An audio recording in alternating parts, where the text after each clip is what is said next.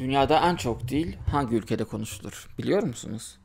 Güneydoğu Asya'da Mercan Denizi ve Pasifik Okyanusu arasında kalan adalar ülkesi Papua Yeni Gine, dünyadaki dillerin yaklaşık %12'sine ev sahipliği yapar.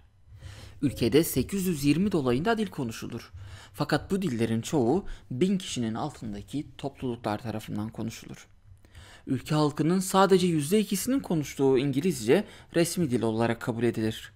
Tokpis'in, Hirimotu ve Papua işaret dilleri Papua Yeni Gine'nin diğer resmi dilleridir. Tokpis'in ve Hirimotu dilleri Kreolcedir.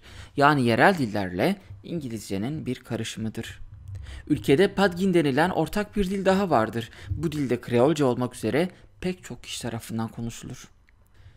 Dünyanın en heterojen topluluğuna sahip olan ada ülkesinde yüzlerce farklı etnisite vardır. Bu halkların %78'inin Papular oluştururken Papuları Melanezyenler ve Negritolar izler.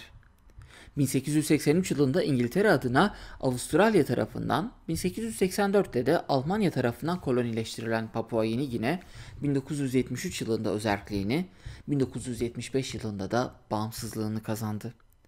Fakat ülke hala Commonwealth ülkeleri arasında yer alır. Bir başka deyişle ülkenin en büyük lideri hala İngiltere Kraliçesidir. Hayvancılık ve balıkçılığın da önemli geçim kaynakları arasında yer aldığı ülkenin temel geçim kaynağı tarımdır. Ada ülkesinde bol miktarda altın ve bakır madenleri de bulunur. Dağlık ve ormanlık olan Papua Yeni Gine'yi ziyaret etmek isterseniz Haziran'la Eylül ayları arası ideal hava koşullarının olduğu aylar olarak göze çarpıyor.